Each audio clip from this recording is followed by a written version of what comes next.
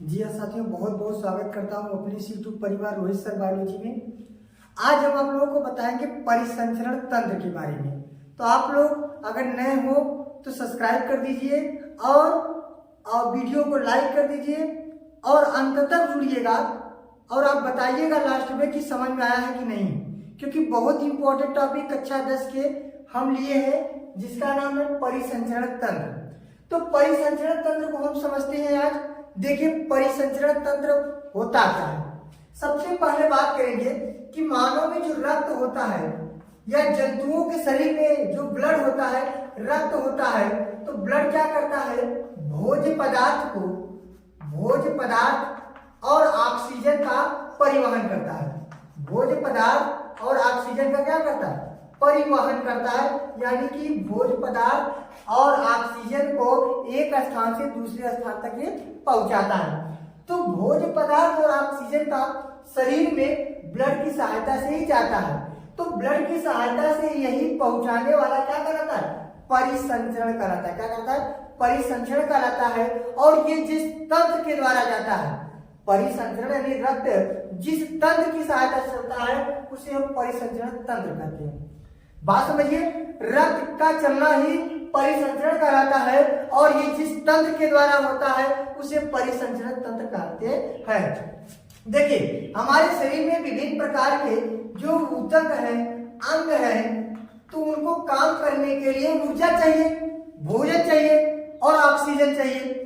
आप जानते हैं कि ब्लड में जो हीमोग्लोबिन होता है वो ऑक्सीजन को लेकर जाता है, साथ ही साथ भोज्य पदार्थों को भी स्थानांतरित करता है। तो यही जो भोज्य पदार्थों का स्थानांतरण करता है, माने हृदय जो होता है उसको पंप करता है और वो पूरे शरीर में लेकर जाता है। तो यही ले जाने की प्रक्रिया को हम क्या कहते हैं, परिसंचरण कहते हैं। और ये जिस तंत्र के द्वारा चलता है उसे परिसंचरण तंत्र कहते हैं। कहने का मतलब क्या है कि भोज्य पदार्थों का शरीर में एक स्थान से दूसरे स्थान तक जिस तंत्र की सहायता से चलता है उन्हें परिसंचरण तंत्र कहते हैं। क्या कहते हैं, परिसंचरण तंत्र कहते हैं। जैसे आप उदाहरण के स्वरूप समझ सकते हैं, जैसे अगर ये कोई इंजन है और ये आपका कोई खेत है, तो खेत में पानी पहुंचाने के लिए आप दो तरह से खेत भरेंगे। या तो इसमें छोटे छोटे नाली बनाएंगे, ऐसे नाली बनाएंगे जो आपको काफी खेत में हर जगह पानी पहुंच जाएगा। ये हो गया, यानी यहाँ पर ये शरीर है, ऐसे भी ये रक्त को लेकर जा सकता है, पानी को ले जा सकता है।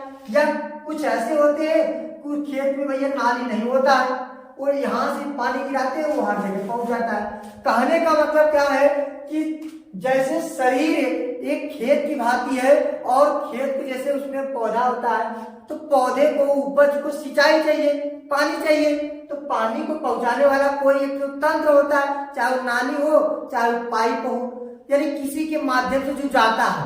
तो वैसे हम लोगों के शरीर में इतने सारे अंग सब काम कर रहे हैं, तो सबको ऊर्जा चाहिए।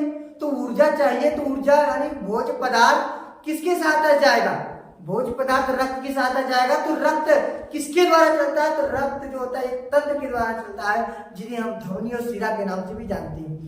तो रक्त को पहुंचाने के लिए जो विभिन्न प्रकार के तंत्र पाए जाते हैं उन्हीं तंत्र को परिसंचरण तंत्र कहते हैं और इस क्रिया को परिसंचरण कहा जाता है।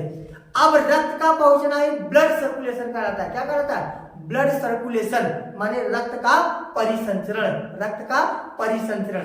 तो आपसे अगर कोई पूछे कि परिसंचरण तंत्र किसे कहते हैं, कह दीजिए वे तंत्र।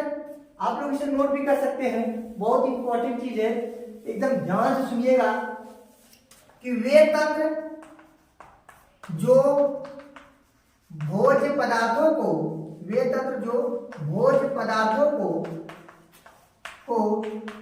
एक स्थान से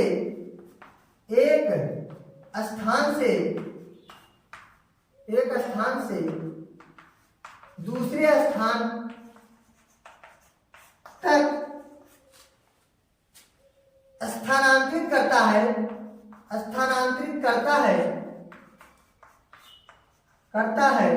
परिसंचरण तंत्र कहलाता है। परिसंचरण तंत्र कहलाता है, माने कि जिस तंत्र के द्वारा यह क्रिया होता है उसे हम क्या कहते हैं, परिसंचरण तंत्र कहते हैं। अच्छा, ये शरीर कहाँ होता है? प्राणियों के शरीर में होता है। ये क्रिया कहाँ होता है? प्राणियों के शरीर में, यानी जंतुओं के शरीर में ये क्रिया होता है। चाहे वह कोई कीट हो, चाहे कोई जंतु हो, चाहे मानव क्यों ना हो, सबके शरीर में रक्त एक स्थान से दूसरे स्थान भोज्य पदार्थों को लेकर जाता है और इसी क्रिया को हम परिसंचरण कहते हैं। क्या कहते हैं?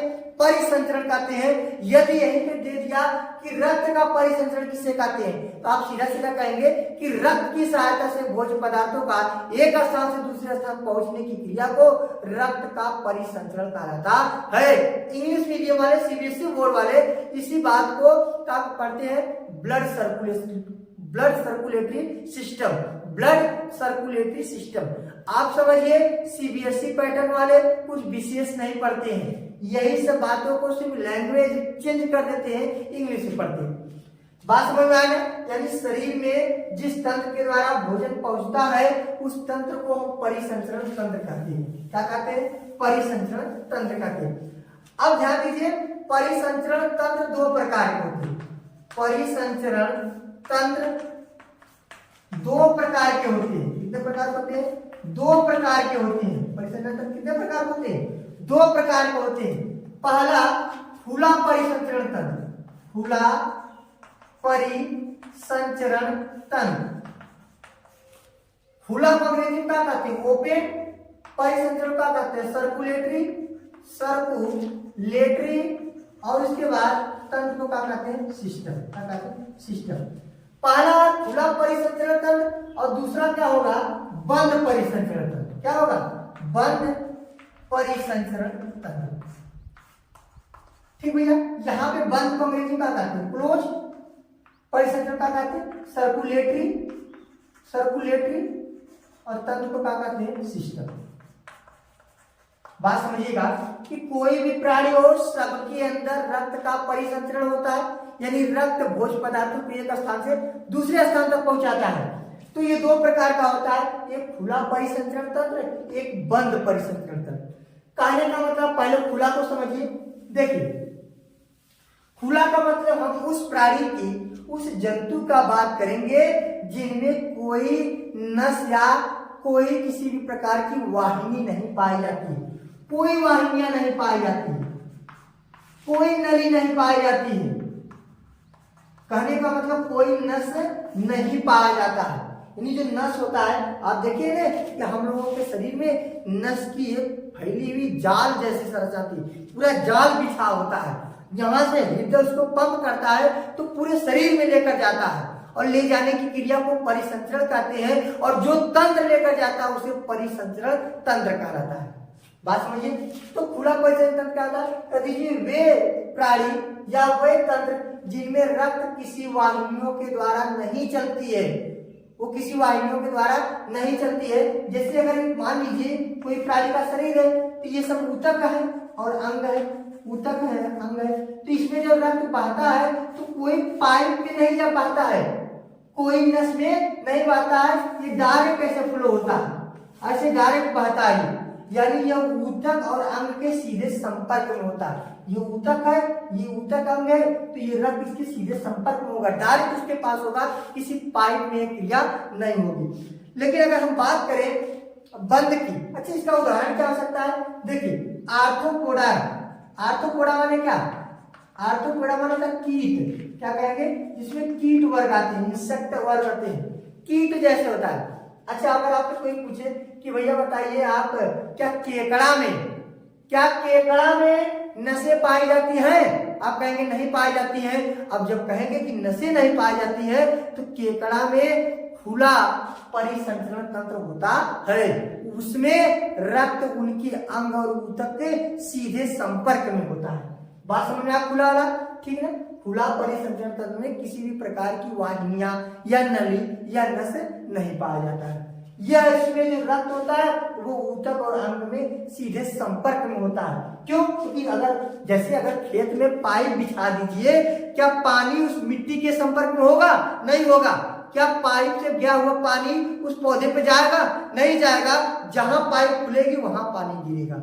यानी कि आप पाइप भले बिछा दीजिए लेकिन वह पानी उस खेत या फसल के संपर्क में नहीं होगा, किसी पौधे के संपर्क में नहीं होगा। यदि पाइप न बिछा रहा है और पानी अगर जाता रहे तो इसका मतलब वो सबके संपर्क में रहेगा, यानी वो डायरेक्ट रहेगा। बात समझ में आई नहीं? चलिए, तो खुला था। और अगले परिसंचरण की बात करेंगे हम। अगला परिसंचरण क्या है? अगले परिसंचरण की बात करें तो आप क्या कहेंगे कि बंद परिसंचरण तंत्र। बंद को अंग्रेजी में क्या कहते हैं? क्लोज। परिसंचरण क्या कहते हैं? सर्कुलेटरी। तंत्र को क्या कहते हैं? सिस्टम कहते हैं। आपको बता दें कक्षा 10 वाले इसे विशेष रूप से पढ़ेंगे। ये नहीं कहेंगे कि हमारी परीक्षा तभी दूर है, परीक्षा में नहीं आएगा, ऐसी बात नहीं। हम पूरा तैयारी करेंगे, हो सकता है पूछ लिया जाए, इसलिए आप कुछ भी मत छोड़िएगा, एकदम ध्यान से पढ़ते रहिएगा। नहीं समझ में आता तो हम बताएंगे आपसे। चलिए भैया, बंद परिसंचरण का मतलब क्या होगा कि खुला में कोई नस या कोई वाहिनियां नहीं पाई जाती थी, लेकिन बंद में पाई जाएगी। और इसमें जो रक्त होगा वो ऊतक और अंग के सीधे संपर्क में नहीं होगा। जैसे हम लोगों में ये नसें जा रही है तो नली है, वाहिनियां है, क्या इसमें ब्लड सबके संपर्क में है? नहीं है। आप नस काटेंगे तो ब्लड गिरेगा, क्योंकि ब्लड एक वाहिनियां में जा रहा है, बंद प्रकार का है, किसी के अंदर बंद होकर के जा रहा है, इसे हम क्या कहते हैं? बंद परिसंचरण तंत्र कहते हैं। जैसे आप कह दीजिए स्तनियों में, यानी स्तन जो धारी होती है, स्तनधारी में आप कहेंगे मानव, क्योंकि मानव के बारे में हम लोग विशेष रूप से समझेंगे। क्यों? क्योंकि हम लोग मानव हैं, जितनी भी क्रिया हम लोगों के अंदर होती है तो हम लोग जानते हैं उसको। बात समझ में आ गई? किसी को कोई समस्या नहीं है? एक बार फिर रिवीजन करिए। भोज्य पदार्थों का रक्त की सहायता से एक स्थान दूसरे स्थान तक जाना परिसंचरण कहलाता है, और ये जिस तंत्र की सहायता से जाता है उसे परिसंचरण तंत्र कहते हैं। और ये दो प्रकार का होता है, खुला परिसंचरण तंत्र, बंद परिसंचरण तंत्र। खुला परिसंचरण तंत्र क्या होता है कि इसमें किसी भी प्रकार की नली, किसी प्रकार नस, किसी भी प्रकार की वाहिनियां नहीं पाई जाती है। इसमें रक्त ऊतक और अंग के सीधे संपर्क में होगा। लेकिन बात करेंगे बंद का, तो बंद माने ब्लड उसके अंदर रहेगा, तो वो उसमें जो रक्त होगा वो अंग और ऊतक के सीधे संपर्क में नहीं होगा। वो ब्लड एक वाहिनियां और नली के बीच से गुजरेगी। इस प्रकार के सर्कुलेशन को, इस प्रकार के परिसंचरण को बंद परिसंचरण तंत्र कहा जाता है। अब हमें उम्मीद है आप लोगों को बहुत अच्छा समझ में आया होगा, कोई दिक्कत नहीं होगा। यदि कोई दिक्कत होगा तो कमेंट बॉक्स में जरूर लिखिएगा। और आप लोग अगर नए हो तो सब्सक्राइब, शेयर, लाइक, कमेंट करना मत भूलिएगा। ठीक है, तब तक के लिए नमस्कार, बाय बाय।